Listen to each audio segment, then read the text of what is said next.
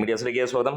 ഒരു വടക്കൻ വീരകഥ വീണ്ടും ചരിത്രം കുറിക്കുകയാണ്. സിനിമയുടെ ആദ്യ പ്രദർശനം കഴിയുമ്പോൾ ഇവിടെ ഓരോ പ്രേക്ഷകൻ്റെയും കണ്ണ് തള്ളുന്നു എന്ന് തന്നെ പറയാം. ഇത്ര ഗംഭീരമായിട്ടുള്ള ഒരു സിനിമ നമ്മളുടെ ലൈഫ് ടൈമിൽ കണ്ടിട്ടില്ല. പലരും ഇത് ടി വിയിലും ഒക്കെ കണ്ടിട്ടുണ്ടാവാം. പക്ഷേ 4K ഒന്ന് റീമാസ്റ്റർ ചെയ്ത് നല്ല ക്വാളിറ്റിയോടെ തിയേറ്ററിൽ കാണുമ്പോൾ അതിന് വലിയ രീതിയിലുള്ള ഫ്രഷ്നെസ് എന്ന് തന്നെയാണ് എല്ലാവരുടെയും അഭിപ്രായം. അതായത് 35 വർഷങ്ങൾക്ക് മുമ്പുണ്ടായിരുന്ന ഒരു സിനിമ കണ്ട ഒരു രീതിയിലല്ല അവർ കാണുന്നത്. അവർ കാണുന്നു ഇന്നിറങ്ങിയ ഒരു സിനിമ പോലെ.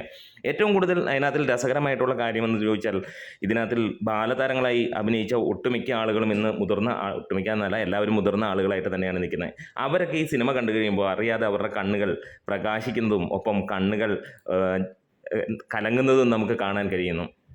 ആ ഒരു കാലഘട്ടത്തിൽ അവരൊക്കെ സിനിമ കണ്ടിട്ടുണ്ട്, പക്ഷേ അതെന്താണെന്ന് പോലും അറിഞ്ഞിട്ടില്ല. അല്ലെങ്കിൽ 1-ാം ക്ലാസ്സിലും അല്ലെങ്കിൽ 4-5 വയസ്സൊക്കെയുള്ള കുഞ്ഞുങ്ങളായിരുന്നു. ഇന്ന് 40, 45 അല്ലെങ്കിൽ ആ റേഞ്ചിലേക്ക് നിൽക്കുന്ന ആളുകളാണ്, അല്ലെങ്കിൽ 40-ന് മുകളിലൊക്കെ നിൽക്കുന്ന ആളുകളാണ്. അവർക്ക് ഇന്ന് ആ സിനിമ കാണുമ്പോൾ വല്ലാത്തൊരു ലെവൽ, അതായത് ഇത്ര വലിയൊരു അപ്രിസിയേഷൻ അവർക്ക് കിട്ടാനില്ല എന്നുള്ളത് തന്നെ. കാരണം അത്ര മികച്ച രീതിയിൽ അവരെല്ലാം പ്രകടനം നടത്തിയിരിക്കുന്നു. എല്ലാ മേഖലയിലും സിനിമ അതിഗംഭീരം എന്ന് തന്നെ പറയാം.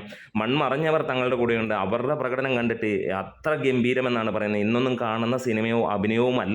പലരും ഇന്ന് പറയുന്നു ഇന്ന് സിനിമ മാറി, നാച്ചുറലായി, പണ്ടത്തെ നാടകമായിരുന്നു. പണ്ടത്തെ ഈ നാടകം കാണുമ്പോഴാണ് അവർക്ക് മനസ്സിലാകുന്നത് ഇന്നത്തെ നാടകവും നാട്യവും ഒന്നുമല്ല എന്നുള്ളത്. പക്ഷേ അത്ര തനതായ രീതിയിൽ അത്ര നാച്ചുറലായിട്ട് തന്നെയായിരുന്നു അന്നത്തെ അല്ലെങ്കിൽ ഈ ഒരു സിനിമയിലെ അഭിനയം, പ്രകടനം എന്നുള്ള എല്ലാ താരങ്ങളും അമ്മാതിരി തന്നെ. മമ്മൂക്കയുടെ അഭിനയം കാണുമ്പോൾ അവർ ചോദിക്കുന്നു ഇത്ര ഗംഭീരമായിട്ട് എങ്ങനെ ചെയ്യാൻ സാധിച്ചു എന്നുള്ളതാണ്. ഒരു മലയാളി നടനെ അവർക്ക് സങ്കല്പിക്കാൻ കഴിയുന്നില്ല ഇങ്ങനെയൊക്കെ ചെയ്യുമെന്നുള്ളത്. കളരി അറിയാത്ത മമ്മൂട്ടി എങ്ങനെ ഇത്ര ഗംഭീരമായി കളരി ചെയ്തു. വാളെടുക്കുമ്പോൾ മമ്മൂട്ടി ബാക്കിയുള്ളവരെക്കാളും വ്യത്യസ്തനാകുന്നു. ഫ്ലെക്സിബിൾ അല്ലാത്ത മമ്മൂട്ടി അടിവരയിട്ടോ. ഫ്ലെക്സിബിൾ അല്ലാത്ത മമ്മൂട്ടിക്ക് എങ്ങനെ കഴിഞ്ഞു എന്നുള്ളതാണ്. ഇനിയുമല്ലോ മറ്റേ റോബോട്ടിക് ടെക്നോളജിയോ AI വെച്ചിട്ടോ ഒക്കെ ആയിരിക്കാമെന്നാണ് ഇന്നത്തെ പ്രേക്ഷകർ കരുതുന്നതെങ്കിൽ അങ്ങനെയുള്ള ടെക്നോളജി ഒന്നുമില്ല. ആളുകൾക്ക് മനസ്സിലാവുകയാണ് എന്താണ് ഫ്ലെക്സിബിലിറ്റി, എന്താണ് ഒരു ആയോധന കലയിൽ ഒരു യോദ്ധാവിന് വേണ്ടത്. അത് മമ്മൂക്ക നൽകുമ്പോൾ അതിൽ പൂർണ്ണത തന്നെയാണ്. ഒരു കംപ്ലീറ്റ് ആക്ടർ എന്ന് തന്നെ, അതായത് 35 വർഷങ്ങൾക്ക് മുമ്പ് കംപ്ലീറ്റ് ആക്ടർ എന്ന മമ്മൂട്ടിക്ക് പേര് ഇന്ന് വീഴുന്നു എന്നുള്ളതാണ്. കാരണം അത്ര ഗംഭീരമായിട്ട്. ഒപ്പം Suresh Gopi, he's also A complete actor എന്ന് തന്നെയാണ് പറയുന്നത്. അത്ര തനതായിട്ട് തന്നെയാണ് പറയുന്നത്. ബാലങ്കെ നായർ, അതായത് ഇതിനകത്തിൽ അഭിനയിച്ച എല്ലാം കംപ്ലീറ്റ് ആക്ടേഴ്സാണ്. വെറുതെ നമ്മൾ സോഷ്യൽ മീഡിയയിൽ കാണുന്ന കംപ്ലീറ്റ് ആക്ടർ അല്ല. ഇതിനകത്തിൽ അഭിനയിച്ച ഓരോ വ്യക്തികളും കംപ്ലീറ്റ് ആക്ടർ. ബാലതാരമായി വന്നവർ വരെ അത്ര സൂപ്പറായിട്ട് തന്നെയാണ് ജനങ്ങളുടെ വായിൽ നിന്ന് വരുന്നതാണ്. ഇന്ന് ഈ സിനിമ കണ്ടിറങ്ങുമ്പോൾ അത് തന്നെയാണ്. ഇത്രത്തോളം നല്ല രീതിയിൽ ഒരു സിനിമ അവരുടെ ലൈഫ് ടൈമിൽ കണ്ടിട്ടില്ല എന്നുള്ളതാണ് ഭൂരിഭാഗം ആളുകളുടെയും പ്രതികരണം. ആകെ ഒരു ഷോയോ എന്താണ് ഇന്ന് നടന്നിരിക്കുന്നത്, ആ ഒരു ഷോയിൽ നിന്ന് തന്നെ ആളുകൾ അത്രത്തോളം ഇഷ്ടപ്പെട്ട് തന്നെയാണ് ഈ ഒരു സിനിമ കാണുന്നത്.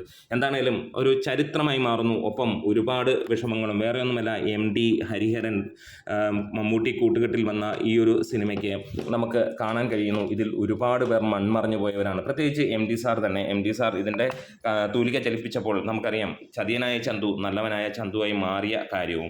പിന്നീട് ബാലങ്കെ നായർ മുതൽ അങ്ങോട്ട് തുടങ്ങുന്ന എത്രയോ പേർ ഇതിനകത്തിൽ ഇല്ല. ഒടുവിൽ ഉണ്ണികൃഷ്ണൻ, ഇവരുടെയൊക്കെ ആ ഒരു വേഷം നമ്മളെ അത്രത്തോളം ഇഷ്ടപ്പെടുത്തുന്നു എന്നുള്ളത് തന്നെയാണ് ഇന്നത്തെ ജനത പറയുന്നത്. അതേപോലെ അവർക്ക് പകരം വെക്കാൻ വേറെ ഒരു ക്യാരക്ടർ ചെയ്യാൻ ഒരു നടനില്ല ഇന്ന് മലയാളത്തിൽ എന്നുള്ളതാണ്. ക്യാപ്റ്റൻ രാജു, അരിങ്ങോടരായി എത്തിയ ക്യാപ്റ്റൻ രാജു ഏറെ പ്രശസ്ത നേടുന്നു. ആളുകൾ അത്രത്തോളം ഇഷ്ടപ്പെടുന്നു അദ്ദേഹത്തെ എന്ന് തന്നെ പറയാം. ചന്തുവിനൊപ്പം തന്നെ അവർക്ക് ഇഷ്ടമാകുന്നു. ആരോമൽ ചന്തുവിനൊപ്പം ഇഷ്ടമാകുന്നു. അതിലെ സ്ത്രീ കഥാപാത്രങ്ങളെല്ലാം ഇത്ര പവർഫുള്ളായിട്ടുള്ള സ്ത്രീ കഥാപാത്രങ്ങൾ വേറെ ഏത് സിനിമയിലാണ് ഉള്ളതെന്നാണ്. എല്ലാവർക്കും അവർക്ക് നൽകുന്ന സ്പേസ്, ഓരോ സീനും അത്ര മനോഹരം എന്ന് തന്നെ പറയാം. ഒരിടത്ത് പോലും ബോറടിക്കാനോ ഒരിടത്ത് പോലും അനാവശ്യമായ ഷോട്ടുകളോ ഒന്നുമില്ല എന്നുള്ളതാണ്. ചില ഷോട്ടുകളൊക്കെ കാണുമ്പോൾ ഇന്നത്തെ പല നൂതന സാങ്കേതിക വിദ്യയിലൂടെയുള്ള ക്യാമറ ചലനങ്ങളെയും കണ്ണു തള്ളിപ്പിക്കുന്ന തരത്തിലുള്ള ചലനമാണ്. അങ്കത്തട്ടിൽ മമ്മൂട്ടിയുടെ അഴിഞ്ഞാട്ടം, വാളെടുക്കുമ്പോൾ മമ്മൂട്ടിക്ക് ഉള്ള ഫ്ലെക്സിബിലിറ്റി ഇന്ത്യൻ സിനിമയിൽ ഒരാൾക്കും ഇല്ല എന്നുള്ള അഭിപ്രായങ്ങൾ അതുതന്നെയാണ് നമുക്ക് കാണാൻ കഴിയുന്നത്. ഏറ്റവും ഫ്ലെക്സിബിളായിട്ടുള്ള നടനായി മാറുന്നു മമ്മൂട്ടി എന്നുള്ളതും ഇതിനകത്തിൽ ഹൈലൈറ്റ് തന്നെയാണ്.